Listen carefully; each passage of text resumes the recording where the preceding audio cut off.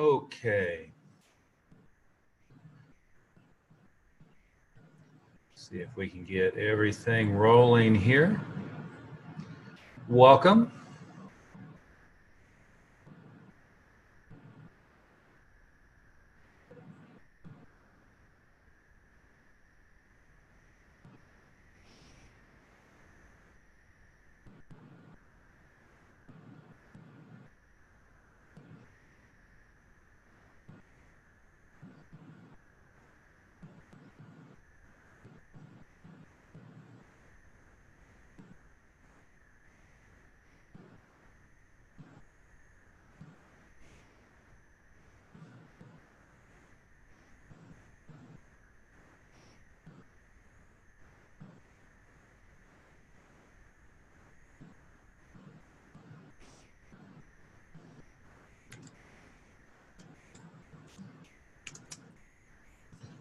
Okay, we're going to get started here in just a second. So welcome everyone.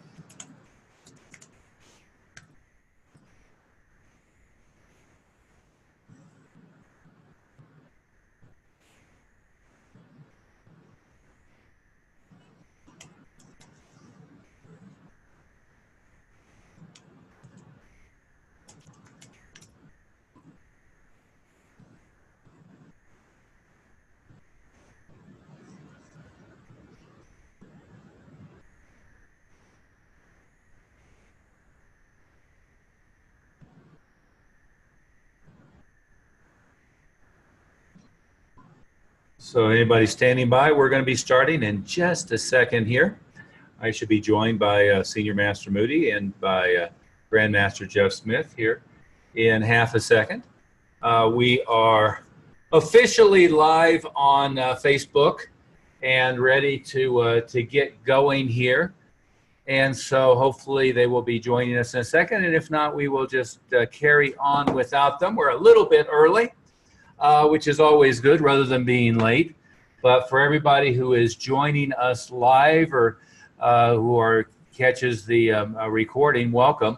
Hopefully you are in fact a martial arts school owner, and hopefully you're a martial arts school owner with a sincere desire to grow your school, and hopefully the wherewithal to do that.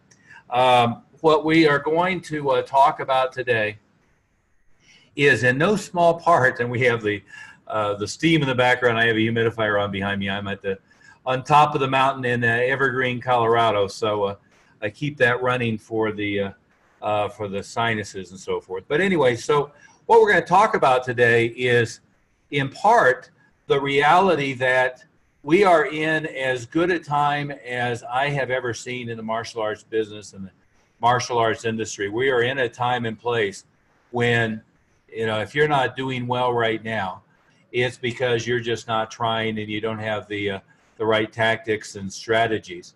And what I do fear happens oftentimes, and there is Senior Master Moody, what I do fear happens oftentimes is folks just don't have a good role model and the right peer group. But welcome, Senior Master Moody. I got to start a tick early, so we'll be on time rather than late. And Grandmaster Smith will be joining us here in a second as well. And we are now live on Facebook as well. But Senior Master Moody, let me have you introduce yourself a little bit, and I'll get our live feed going around a little bit more while we're at it. Well, a lot of the guys know me from in the ATA, but really I've been around the martial arts industry for, getting close to 30 years now, sir.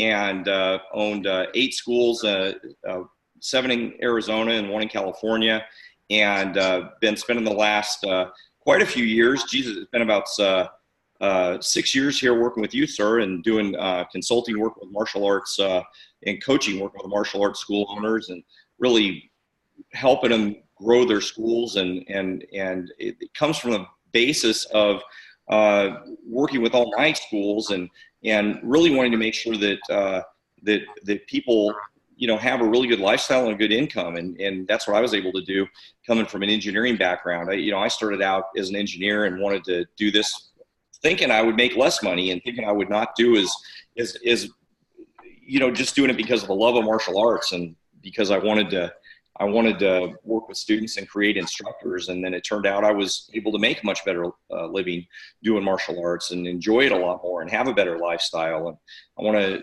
share that with everybody else. So that's kind of where I come from. But, I was able to finance my master's degree in psychology and my PhD in education, and martial arts is able to give me all that. So it's been a really good experience. But, that's my mission, is to be able to help everybody else try to share that and have whatever lifestyle they want. They probably don't want to copy me, though. Well, some will, some won't, but that's fine. Yep. What the important thing is, and I think people lose sight of it pretty quickly, is when you're running a business, the mission of the business is to support your lifestyle and support your drives and desires, not vice versa. And one of, I think, our mutual favorite books from years past, if I can adjust my camera a little bit, is The E-Myth by Michael Gerber. And he says the same thing. I mean, you've got to work on your business, not in your business. And your business should be there to support you, not vice versa. And I think, especially a lot of martial arts school owners, it's kind of like they concurrently took a vow of poverty for whatever reason, because they go into it thinking that they're going to have to take a pay cut from whatever else it might have been that their family thought they should be doing, which of course is wrong. But then also they end up in a situation where they really don't have good strategies and tactics. They just have an athletic predisposition, and therefore they end up with a business that owns them rather than they own their business. Is that a fair way to say it? Well, I think something that you said to me a long time ago that I recall and I speak on a lot is there's two kinds of school owners. There's ones that work hard and make a lot of money, and then there's ones that work hard and don't make any money, and the difference is strategy. And what I think happens with a lot of school owners is there's just not a lot of good role models. You look around the industry, and so much of the industry is populated by people that are just not making very much per student. They're not getting very many students, and they're not using the right strategies in so many areas of their business that when you look around, your 10 other peers or 20 other peers, and we see it inside the organization I'm in everywhere else, that you think you're doing okay. And one thing that the people listening on the call need to think about is try to break free of that. That it's not that you're not okay. I mean, you are okay, but we want to kind of have a new standard for what people can accomplish in this business. We've been working with schools that are $1 million schools, single schools that are doing $1 million per year, and they're netting 500,000 of that, netting 700,000 of that in their pocket, and having a good lifestyle and having great quality students. Everything we're talking about is still having great quality students. I'm thinking about next weekend. We're going to the black belt retreat, and the Mile High Karate black belt retreat, having the ripple effect guys, and all the people that we're having that are there that are our clients. One of the things that excites them is how great the students are and how high quality the students are. And I think when people come to my black belt testings, that they love how high quality and how good character the students are. So all those things can work together. And in fact, I think they have to work together, that you can make a lot of money, have high quality students, and have a good lifestyle where you're not killing yourself. All those things have to work together. And that's what the magic is to put those things together. But there's not that many role models, and there's not that many people using the right strategies in the industry. So it ends up just, you look around and you say, well, gee, these guys are, we see so many people have 250 students, but they're making $20,000 a month. Oh, that's horrible. You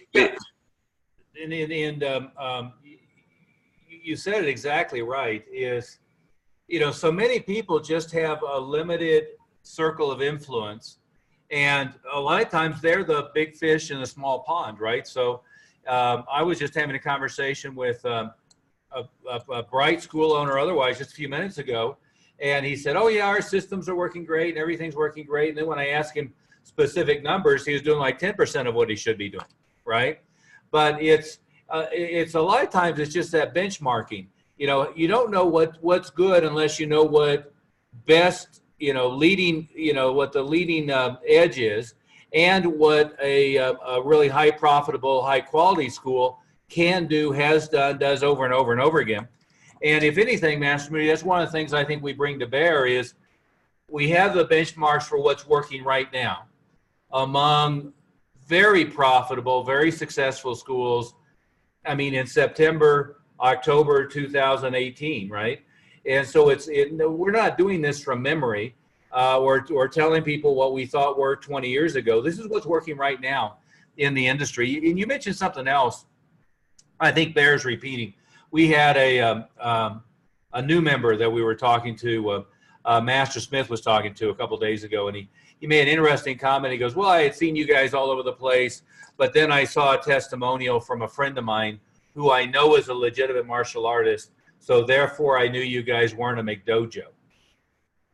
It's like, well, okay, number one, I mean, there's nobody more credible in martial arts than the three of us, with more depth of history in that, but it is a strange frame of reference, and I come at it from 70s and 80s in Washington, D.C. with June Ring.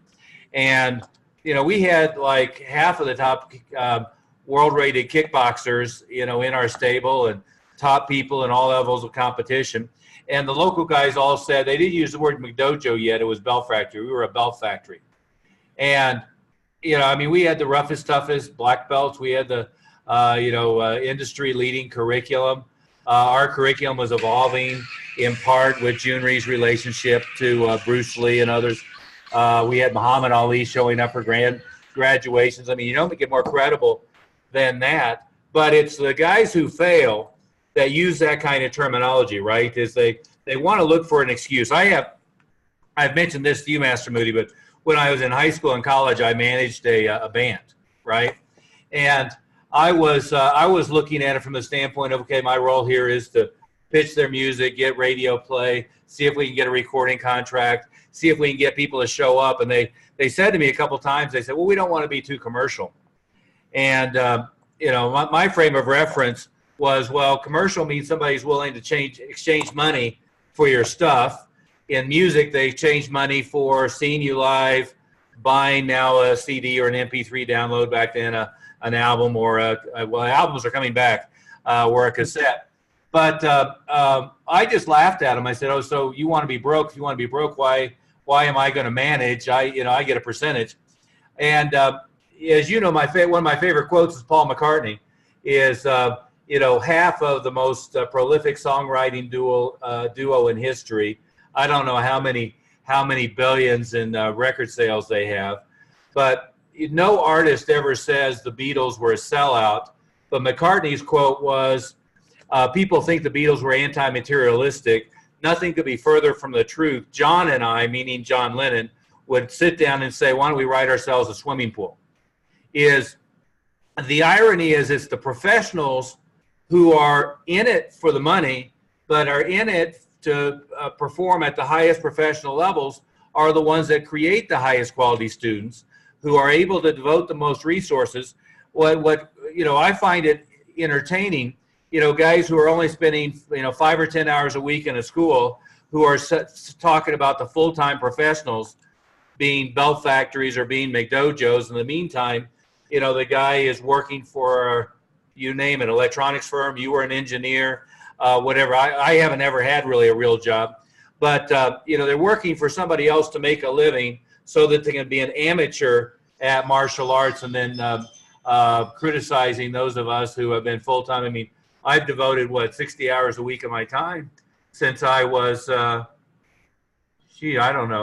school to martial arts. That's a big difference, but it is entertaining to hear that kind of craziness. Well, and I think what you hit on the simplest way. I think I stole this quote from Grandmaster Clark for our ATA guys, but you can't separate the business and the martial arts. Yeah. If you're going to be a professional martial arts instructor, that's professional. Professional means make money with it. You're a professional. A professional athlete makes money. A professional martial arts instructor makes money. And we should take the professional part of it seriously. And kind of that's what the call today should be about, is what are real professionals doing, not people that are dabbling in it or not taking this part of it seriously. And we can kind of share what the right strategies are so that you can work really hard and make some good money. That's or exactly maybe not work as hard as you might think you need to. And Master Moody, I've got Master Smith trying to get in.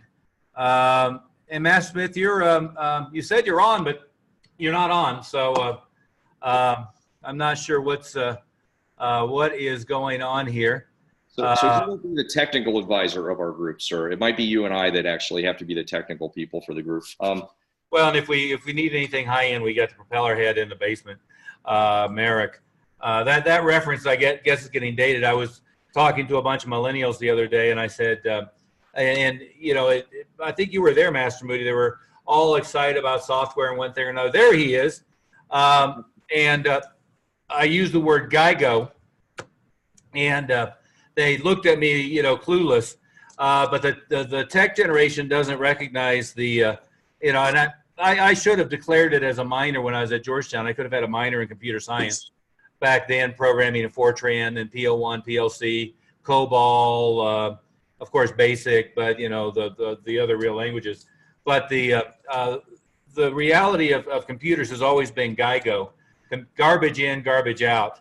It's interesting. The younger generation doesn't realize that garbage in equals garbage out. If they learned that about social media, they might swear off of it. Anyway, there he is. Welcome, Grandmaster Smith. I've been on for 10 minutes. I was on at the beginning, but I did another link you had sent.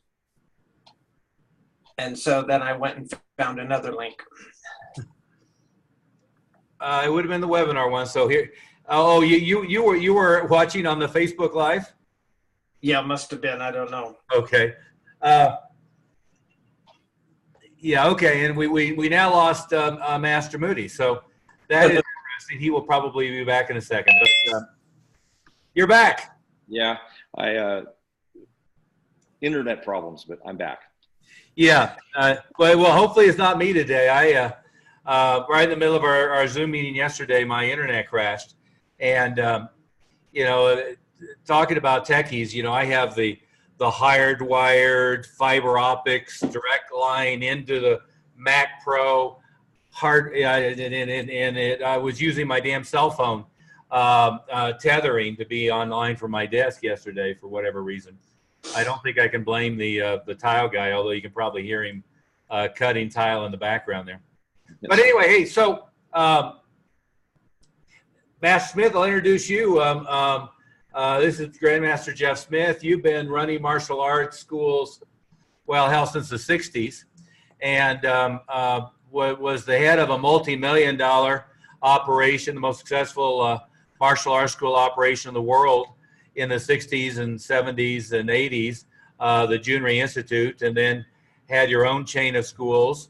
World champion Jeff Smith, that was $1 million plus operation into the 90s and 2000s, and now you're the chief operating officer for Mile High Karate, as well as a key role in our martial arts wealth coaching group for folks. And guys, between the three of us, what have we done? You know, well over 100 million in the martial arts industry. We should sit down and figure it out someday on what it is. I think between the three of us, we've probably enrolled probably easily 100,000 students over the years, and kept them long term. I mean, thousands of black belts out of that as well, high quality black belts. But anyway, Master Smith, what our purpose is today is just to share some ideas with all of those joining us live on what some of the things that are working well today. And I kind of started a little early by saying I have never seen a period of time, doesn't matter whether it's Karate Kid era or whether it was the boom of the 90s, whatever it is, I've never seen a period when there's more opportunity to make a strong six-figure income running a martial arts school full-time than there is right now. Would you agree with that statement, Master Smith?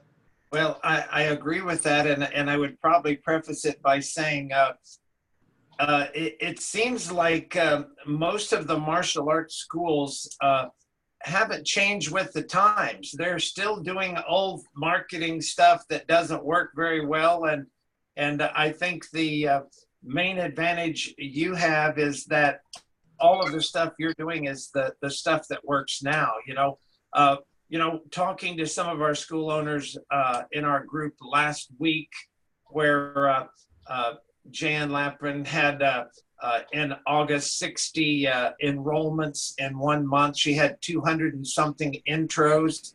Well, I'd venture to say there's nobody in the country that's doing those kind of numbers but our members, because we had to con the phrase, or you did, with drinking from a fire hose. And most of the schools out there are drinking from an eyedropper.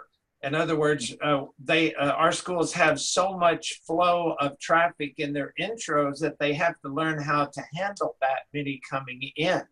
But that's what we call happy problems. So yes, there is so many things that schools can do now, and most schools don't know how to do it. Yeah. And if you're going to fill your school up, there's two things. It's the marketing part, but you also have to solve the dropout problem, and we've done that too. Our retention, we have schools with dropouts in the 1% to 2% a month, and if you can maintain that and drive more traffic coming in, then they'll be like Amanda Olson down in Johnson City, Tennessee, with 500 students in her school now. And Jan just broke the 300 mark, and she had been stuck down near the 200 for several years till she started implementing some of your latest marketing stuff. Yeah, she said that's a decade. Yeah, and those are not in big towns either, sir. Those are in small towns. Sometimes when we talk to people about these kind of things, they say, well, oh, but that's in their town. And that's something we hear all the time. Oh, but that's with those kind of incomes, and that's with those kind of towns. And when we're using these examples, none of these examples we're talking about are big towns. They're not high income towns. You use Amanda Olson's case, and they're averaging, like in the 90,000 range per month. And this is not a high income town. No. It's just night and day what they can do if they're following the right strategy. Yeah, and just so we all know, the on this webinar, we're live casting it out on Facebook and on our page, a couple other places. But everybody who's watching it live, feel free to ask questions. I'm semi-monitoring it. You'll see me kind of looking over to watch it here. So any questions you have, feel free to ask. I see Sifu Burgess, probably mispronounced the name. Karis, who's one of our members, is watching. Adam Lux and several others who are members, but we also have quite a few people watching us live.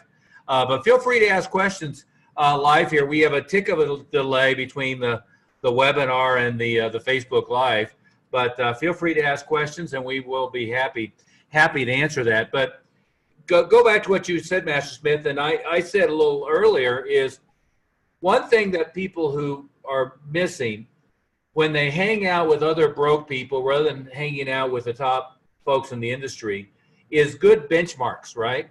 Is they don't know what's good and what's bad. And I spoke to somebody, you and I did, Master Smith, a little bit ago, and they said, well, yeah, our renewal system is working great. And I said, well, how many are you getting? And the answer was 10%. And the benchmark is 50 or 60%, right? So oftentimes you think you're doing well, but when the benchmark about what is possible eludes you by not hanging out with the right people.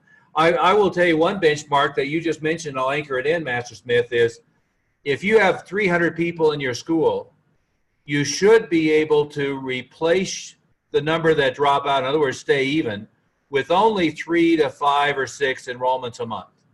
So if you have 300 people in your school and you're doing 20 enrollments a month and you're staying at 300, you have a horrible dropout rate. So the benchmark is under 2%. In fact, we've seen schools even under 1% a month dropping out. But norm is, Master Moody, you mentioned Master Clark, he says the ATA norm is 7 or 8% a month, right? I think the norm of the industry, because ATA is pretty good, is probably more like 9 or 10% a month dropping out.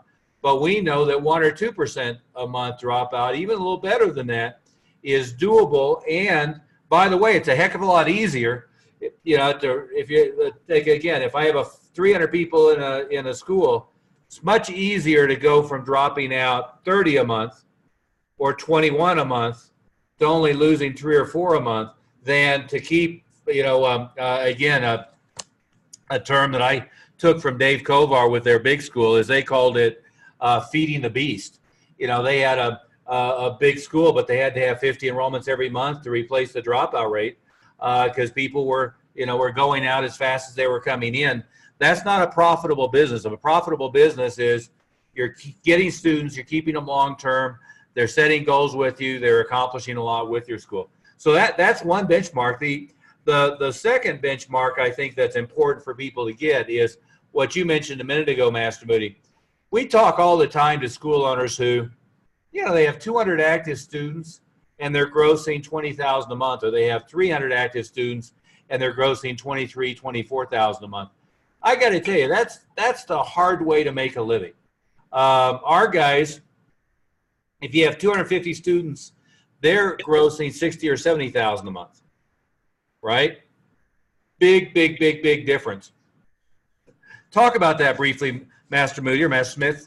Why is that an important benchmark? Well, the main thing is that if the difference is in terms of profitability, your expenses aren't significantly higher. Now you might pay your staff more, your staff would be a lot happier. But if you have 200 students doing 45,000 or 50,000 versus 200 students doing 20,000, your net income, most of the difference in your gross income is going to be net. So the guy doing 20,000 a month at 200 students, he's netting $3,000, $4,000 a month. He's just barely getting by. The guy doing $40,000 or $50,000 a month at 200 students, he's netting $25,000, $30,000 a month. So, and then even if he's paying the staff a lot of money, you can pay your staff a very high salary, and then you get to keep a lot more money. Almost every dollar you make over that low amount is profit. The problem is what we see with most people is they just make enough, so they make a minimal salary. So many people come to us and they're just making enough to pay their bills. If you're not making enough to pay your bills and keep a whole lot extra, then we need to change your strategy.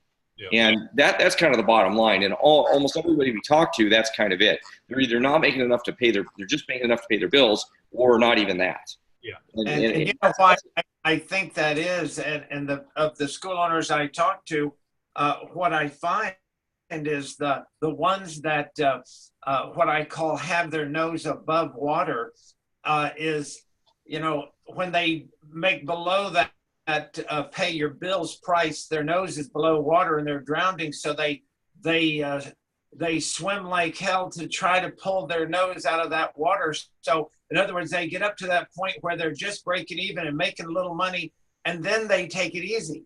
They find what I call their comfort zone. Okay, well, at least I paid all my bills and I have a little money left over. They don't know how to take it to that next level.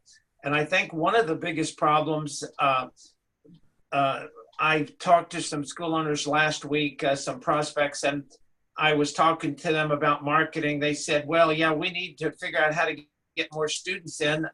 I said, how's your dropout rate?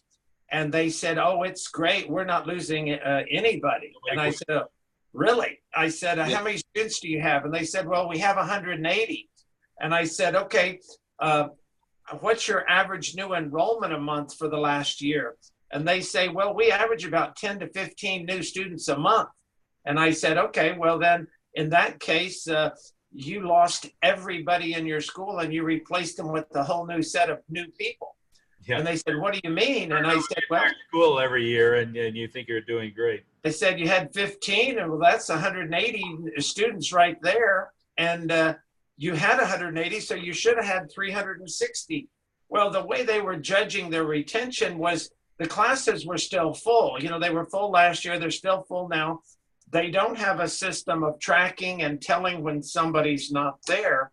And so by teaching our school owners how to track that and how to prevent that dropout, and then add the marketing and add the value, that's how these schools, when I tell people what some of the schools in our group are doing, 80 to 100,000, they just don't believe it.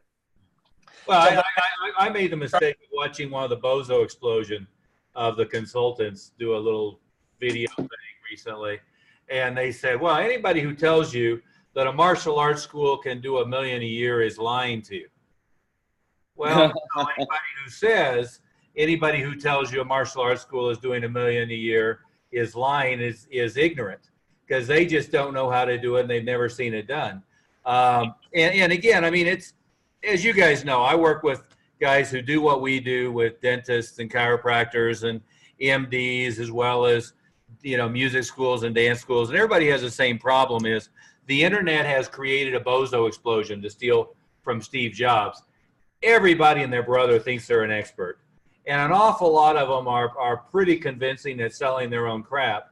It's just that most of them really don't have much depth of understanding of how the business works. And, you know, you end up with one of two categories. You end up with people who truly have run a pretty successful school themselves, but oftentimes it's an individual school. They haven't been able to replicate that. So it's all personality based. And, you know, if you don't have systems where you've had to clone it to 4 locations, 6 locations, and more, then you really don't have a system. You have a personality-driven business that's dependent upon you. That's not very helpful to share with other people. Over the years, I've seen a lot of very, very successful people working very hard as personality-based. And the other group really never have done much in the martial arts school business. So it's the, you know, it's the blind leading the deaf and dumb in some ways. What the hard thing is really knowing, you know, which is which and how to sort it out from there. I see we still have Master Smith there because we have the, you know, the Who's Who cover and the Harley pillow, and the there he is. Yeah, Master Smith, I'm going to have to get you some Gold Wing and BMW decorations so that you don't have to worship at the cult of inferior motorcycles. Well, remember, I have my Harley, but there I do have the Gold Wing too. I mean, I like the BMWs too. So, you know, to each his own. Total distraction. Let's talk about marketing here. And I'll interject for a second with a resource that anybody watching us can take advantage of easily here. Is we have the Extraordinary Marketing site, and it's literally, that's the URL, extraordinarymarketing.com. What we have done for a short period of time is taken the best of the marketing material, all recorded live, of myself, Master Moody, Master Smith, and made it available as a program. And what it is it's DVDs, it's CDs, it's transcripts, it's digital downloads as well as physically delivered. And it's really everything you need to add $1 million to your school in the next year if you actually followed the steps and applied. I would suggest that anybody listening to us now, if you haven't at least done that, go get that program. Again, it's marked right now half price from a price that's about 1% of what it's worth. So, and you can even make monthly payments on it if you're desperate in any way. But what it is we did 3 hours of Jeff Smith on A to Z inexpensive grassroots marketing activities. I think Master Smith, you had 55 different things that you can do, and you'll get that on CD. You get the video, you get the transcripts and so forth. Then we had in Master Moody, it was you and I, but we did a full day on the A to Z of what was working for our members at that point in time on marketing. It included Facebook advertising, Google advertising, live event, referral marketing, how to do family add-ons, how to do direct mail, etc. And then we did a full day on the enrollment process, and we did it with adults. In fact, Elite MMA, who's a multi-million-dollar MMA chain that I've worked with now for 8 years or more. They walked through their entire intro enrollment process for new adult males coming in for their Brazilian Jiu-Jitsu program. We walked through the full introductory process that we do for the Mile High Karate schools. We walked through from first contact all the way through the enrollment. So that program has all of that in it. We obviously, everybody should be listening to that. Elite MMA does $120,000 a month in one school. And by the way, for those who think, well, they can't do it in their town, we know other schools that are a quarter mile away from them doing $5,000 a month that complain that they can't do anything. So, you know, I mean, we've got examples of this where they're kicking butt right in an area where other people say they can't. Oh yeah, one of the owners, I mean, they were in the flood. One of the owners didn't have a house to live in for 8 months. Yeah, this is all in the middle of Houston, which got devastated last year, but they still did great. So yeah. The latest number I knew is they're doing approximately, what would it be, Master Smith, $250 a month between 4 locations. Probably. I think it's more than that. I think it's more than that because the one on Westheimer's doing 120. 120-ish, yeah, exactly. By itself. And that's predominantly Brazilian Jiu-Jitsu. They're an MMA school, but it's last number I knew, 380 adults, 60% male, 40% female doing Brazilian Jiu-Jitsu, and 280 kids doing Brazilian Jiu-Jitsu. And then they have the Muay Thai program. And Matt Smith, you were telling me the numbers because you were there most recently. 250 in Muay Thai. Their main school was doing around 120,000 a month, and their other 3. They're smaller than the main location. They were doing about 60 to 70. Yeah. So you're probably looking at about 300 between them all. Yeah. A very, very big MMA operation, but very legitimate, very strong operators, very strong curriculum. But again, as a little aside, you know, the lowest hanging fruit that you guys could take advantage of would be go get that. And, you know, we're not going to be pitching you for coaching or one thing or another. It's just a program that's going to get delivered in the mail, and you'll get digital access as well as stuff physically.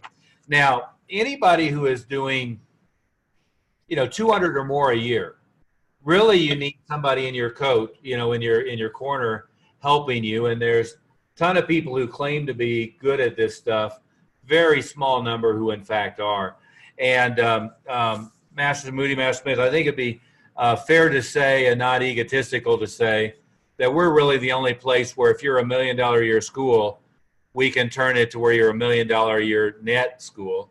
If you're a $250,000 a year school, we can turn it very quickly into where you're netting $250,000 or more. And I see a lot of people who grow, they just grow in such a way that, you know, all of a sudden they're doing $500,000 a year gross and they're only netting 10%. That's not very helpful, right? So what we want to do is get the gross up. Let's talk about what's working marketing. One concept, and I freely admit I stole this from Jay Abraham, but it's the Parthenon. The smaller the school, it seems like the less time and effort they spend on marketing for the school. I know that their excuse is they don't know what to do. In reality, usually, they just don't go do much of anything. Is that a fair thing to say, guys? Yeah, and it's the opposite reaction of what they should be doing. Yeah. You know, if they don't know what to do, just do something. Oh yeah, I've said if you don't know anything better to do, take a right out the front door and start knocking on doors. And you know, a tick above that is Master Clark's deal of VIPing, and you know, I belittle the idea in some ways, but the reality is he built 27 or 30 locations as that is the primary marketing tool of tapping people on the shoulder and give them a guest pass and scheduling an appointment for, you know, for make it a simple way. What we know nowadays is, Matt Smith, you mentioned Jan Lappin. She went out into elementary schools and generated 252 appointments, and over 100 of them are enrolled already. And this was, what was it, Master Moody, 15th of August, more or less? So it was second or third week of August. So she's already enrolled 100, and they're overwhelmed with people to follow up with from that. We'll probably enroll 120 or 130 of them by the time they're done. Yeah, we're not. Yeah, this isn't crazy numbers. The biggest problem she had was there were so many people that it was hard to keep up with the volume. You know, yeah. But Master Oliver, that Parthenon thing, you know, maybe you should explain what that means from Jay Abraham. The biggest question we get, and I get this all the time, is what's the one marketing thing you guys tell us to do? What's the one thing? And the problem is that's the wrong question. Yeah. Yeah, everybody wants a magic bullet. One of the stories I heard, and it was the most successful chiropractor in North America, and people kept coming up to him and saying, how do you get 30 new patients a month? What's the one thing you do to get 30 new patients? And his answer was, which is a good one, is I don't know anything that I can do to get 30 new patients consistently every month. However, I know 30 things I can do that are each going to be guaranteed to get at least one. So I do all of them, right? And, and the contrast to that is the example we're using with Jan is it wasn't one place, but it was one idea that generated over 100 enrollments. We love those kind of home runs. But the Parthenon is, picture the Parthenon in Greece with all the different columns is you want to build your base so that you have a ton of different stuff going on.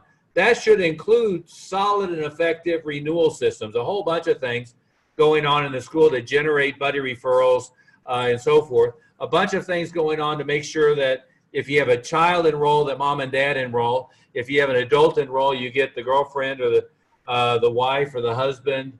If they have kids, you get the kids. Then you should have a lot of things going out, which, Master Smith and I's instructor, who sadly passed away a couple months ago, Grandmaster June Rhee, he was the all-time master of publicity. Master Smith, you remember how many times, and I'm not talking about martial arts publications, he was in the Washington Post, it seemed like every week in the Washington Post, and he was on TV, he was on CNN, whatever they call headline news one time, where they played every 30 minutes international. So it was showing in Moscow, it was showing in Paris, and it was showing in the US.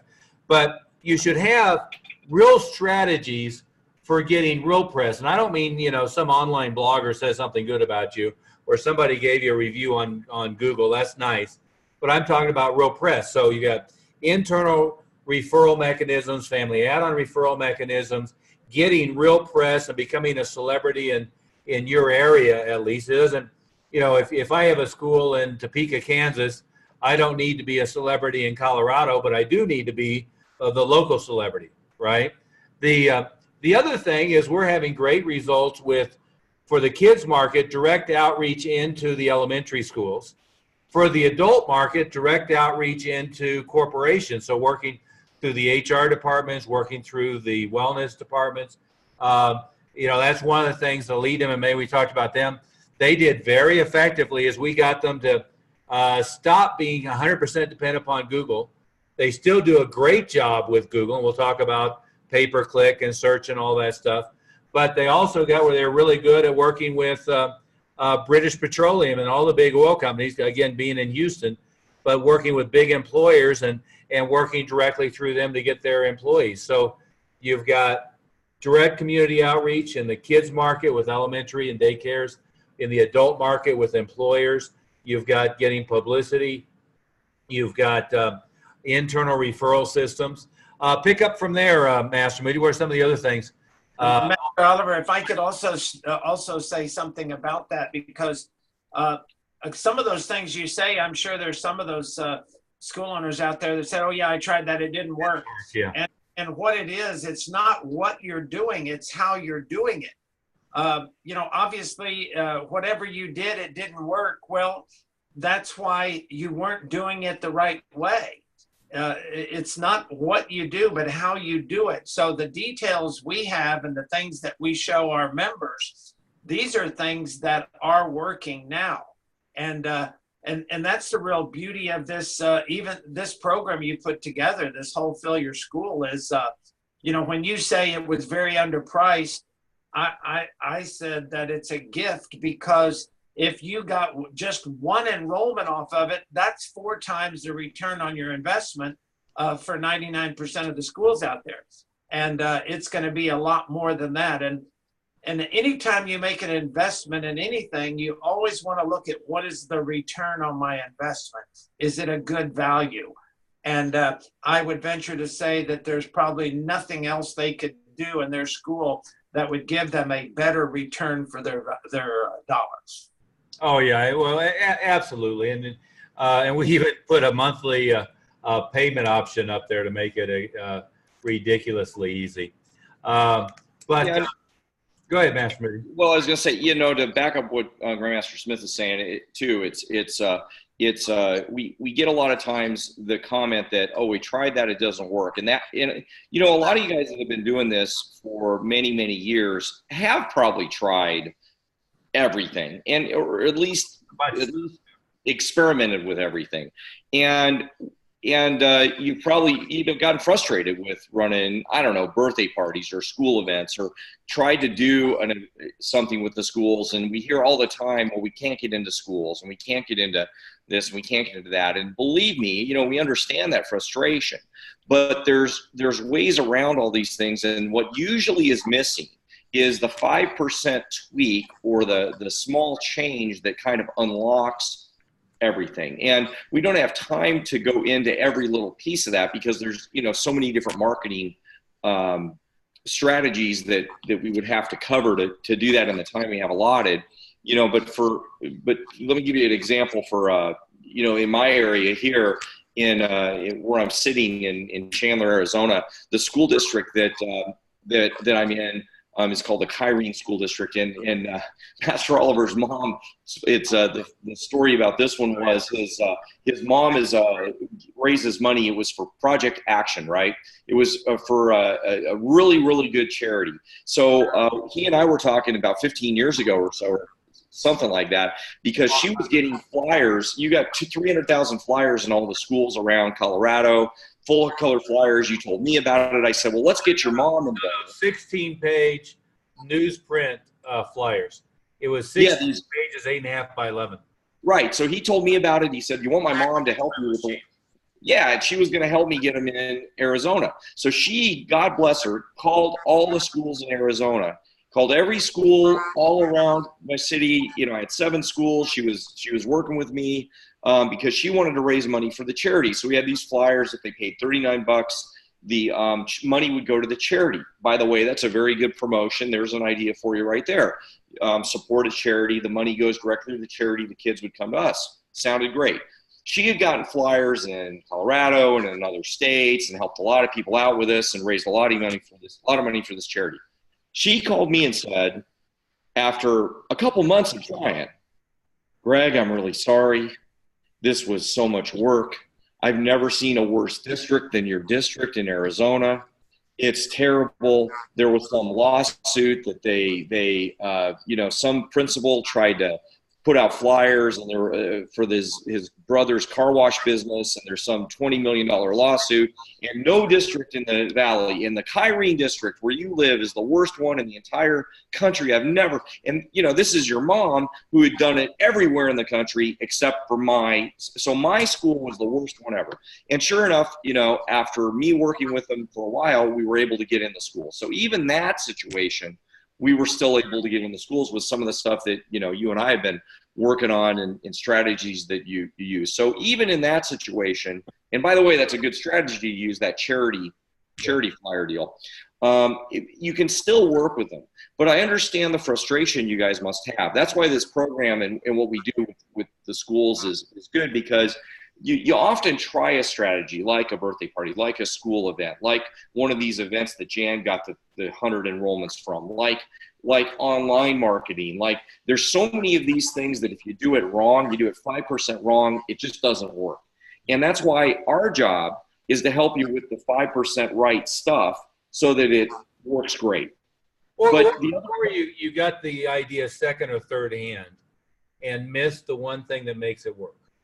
Right. Well, because a lot of times you're listening to the guy who tried it once. Like, for example, Facebook. We have a lot of these people say, oh, I did this Facebook thing and I got 25 members.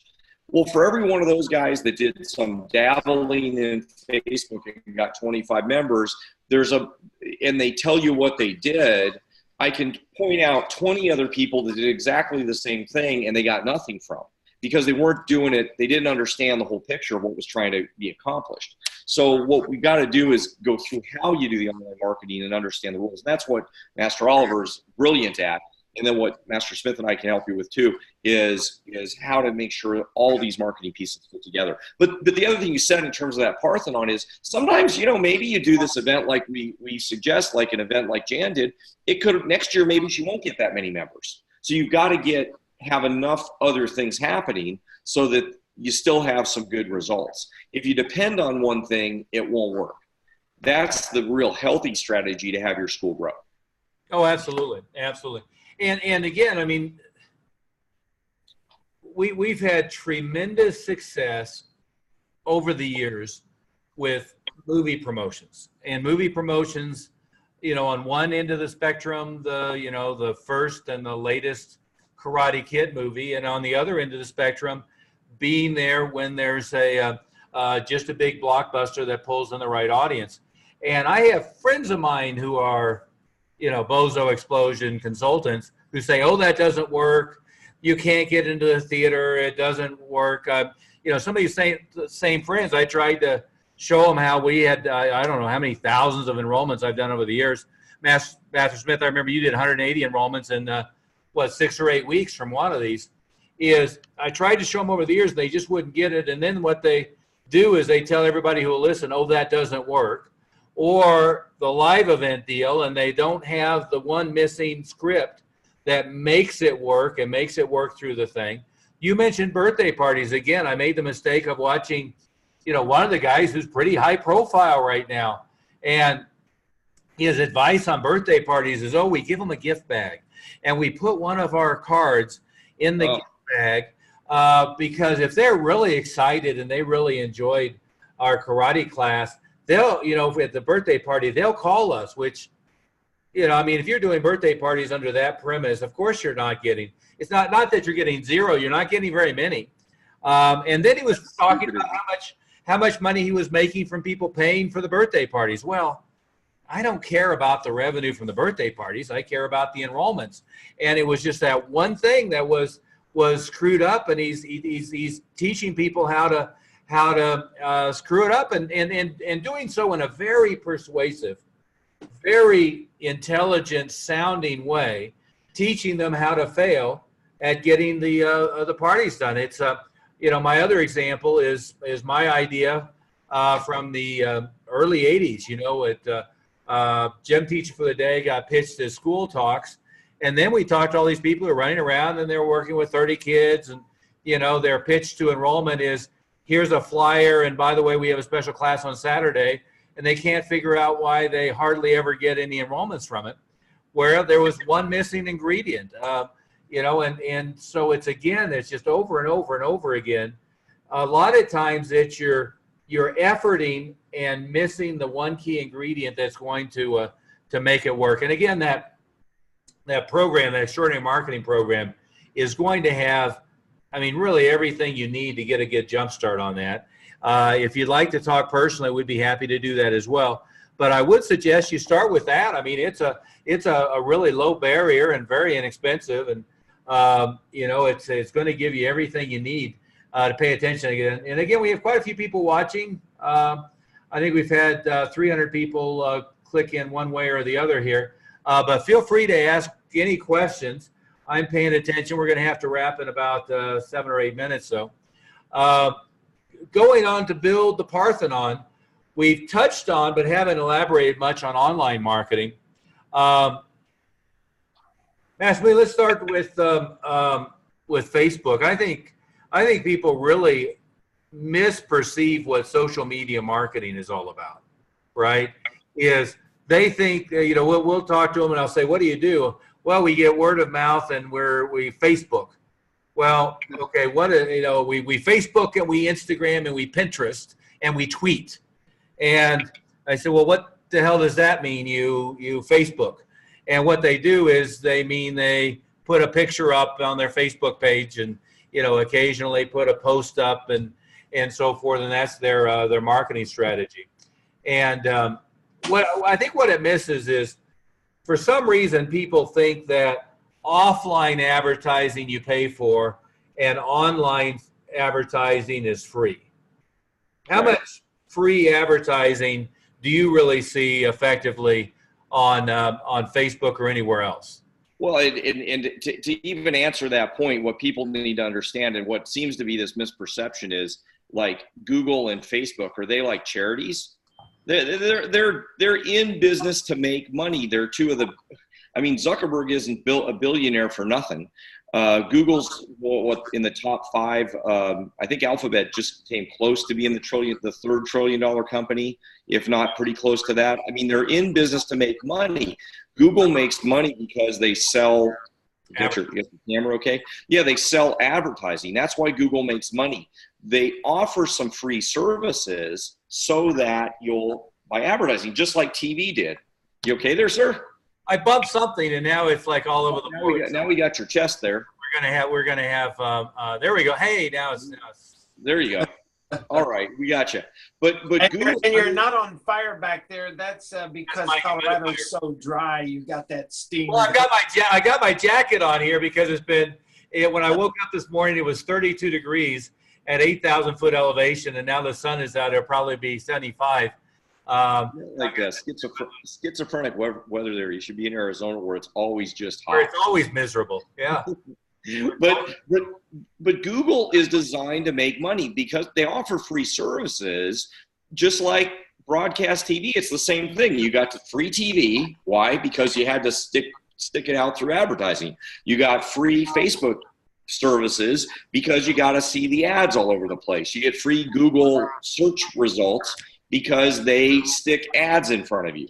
And guess what? They want the ads to be the primary way that you advertise with them. So where I think Facebook, people mess up on is you get a few people using Facebook and a few people get results, as I said before. So I've seen a lot of my friends and colleagues go, well, I'm then spending money on Facebook, and they usually they feel like they've accomplished something, but their expectations ends up being very low. So they're spending $100 or $200 and usually not even enough to make a dent. They don't end up getting any business or any leads. They have a poor converting website, and it's just a big mess. Yeah. So if the people that are really doing well online, they're actually investing some money. They've got a very high quality website. They're spending money usually in AdWords first and then layering on some Facebook afterwards, but doing it the right way. It's a little more of a complex issue, and they're running like real advertising. You could be free on TV too if you got in the news, I suppose, or if you did something bad, but it's usually not the most efficient way. Yeah. Well, you can get a lot. To use that example, you can get a lot of free TV. That's what June Reed was a master of, because he was constantly working on publicity and promotions. But he also spent, I don't know, Master Smith, you might have a guess. I don't know what it'd be in today's dollars, an absolute fortune on buying TV advertising and an absolute fortune on buying newspaper advertising. And it's all about return on investment. And we're going to run out of time, but what we are seeing is we're seeing a very good return on investment on online advertising. We're getting a lot of our members who are getting a new student for $100 or $200 or $300. If we're turning that into a $6,000 or $7,000 lifetime value, I will do that all day long. But it's a focused advertising strategy, and really, this is going to oversimplify it, but Google is where people. It's just the current version of the Yellow Pages mostly. So Google is where people go look if they're already a buyer.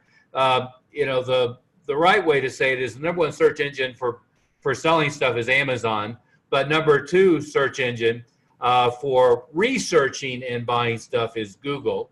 Sure. So services haven't, like ours, haven't shifted to Amazon yet, although they are the everything store. It may well be next. But then number three is social media is really kind of like a magazine or a newspaper ad. You're usually getting in front of people before they're out looking. And, I've heard some people saying, well, somebody's searching for martial arts lessons, they go to Facebook. Well, no, if they're searching for a martial arts school, they're going to Google you. And one of the other things that's important online is if somebody discovers you somewhere else, they came to a birthday party, they came in with a friend, they saw an article about you in the newspaper, they they saw you at an event, whatever it might be, they got a postcard in the mail, they're still going to Google you. What we see is, especially moms, is 80% of them are going to Google you to see what all the reviews look like and see if people have said good things or bad things about you before deciding whether to contact you or not. So your online strategy in that way is very important.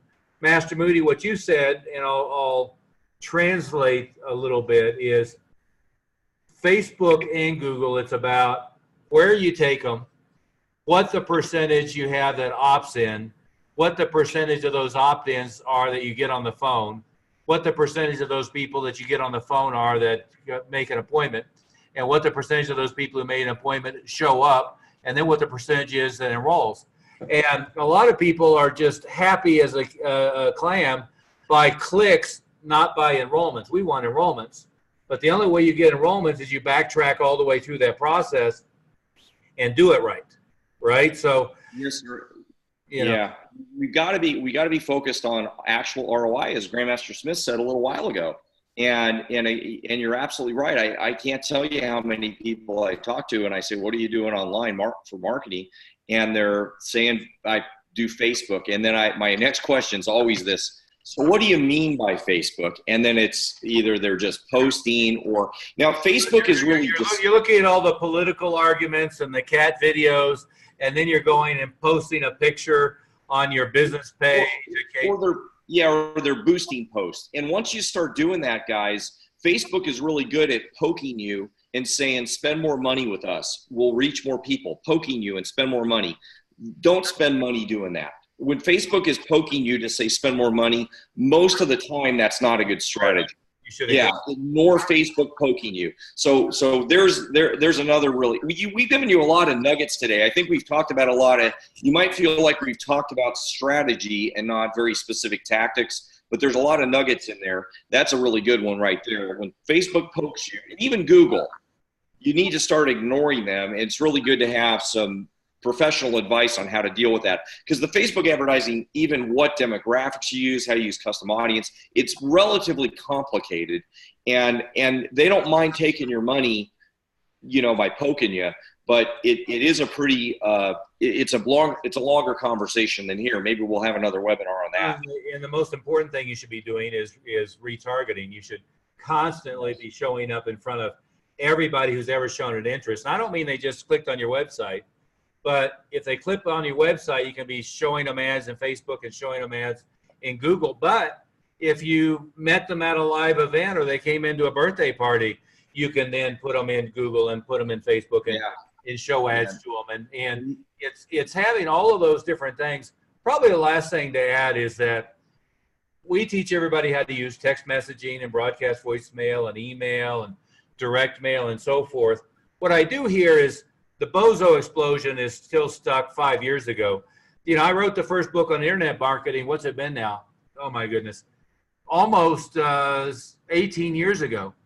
And back then I loved marketing. I loved email, but it was in the you've got mail era, right? It was, the movie where Sleepless in Seattle. Right. Tom Hanks and Meg Ryan were in that. Yeah. In the movie, Tom Hanks and Meg Ryan are staring at their computer, and the mailbox clicks off, and AOL says, "You've got mail," and they're jumping at their email box to see what it is. Nobody does that anymore. What they do is they go to their email on their iPhone, and they go, "Holy crap! I've got 250 new emails. Holy crap! Do I really have to do that?" Right? And if anything, it's a negative. So what the guys are teaching them is sequential autoresponders, which are useful, but you want to do sequential autoresponder follow-up by text, sequential autoresponder by email, sequential autoresponder meaning retargeting by Google and by Facebook, and you want to have live human beings talking to live human beings. Ultimately, nothing happens without that. Hey, we got to run. Hopefully we gave everybody a little bit of food for thought. I will, again, point out you can go to extraordinarymarketing.com. If you want to get that marketing package, one of the things that we will do, and it's half price, is we will set a time that we can talk to you and give you some additional advice and suggestions. All of the ATA guys, thank you for joining us, and Senior Master Moody would love to have a chat with you from there as well. But it is the starting point, and it's half price just for a little while. So I would jump on that, and we'll go from there. Any last words of wisdom, guys? Master Smith, I think we have another Zoom meeting about a minute and a half ago. Well, thanks everybody. I mean, really get started and do some stuff. I mean, that's how we start to fill the school. You've got to take some action, and we've got to have 20 things going on. If you don't know what to do, I mean, this is a really good starting point. Yeah, it's got to be the Parthenon. You got to do a whole bunch of stuff, and you got to make it effective. You know, take the things you're doing, learn the strategies to make them 10 times more effective, and oftentimes that's conservative, and get more things going that are going to be effective. With that, we'll call it a day. Thank you, gentlemen, and I think we are we're recorded as well, so we may have a replay, may not. We shall see if Facebook and everything else cooperates. Thanks, everybody. And Matt Smith, I'll be on the other line in about 45 seconds here. Okay. See you guys. Thanks. Bye-bye.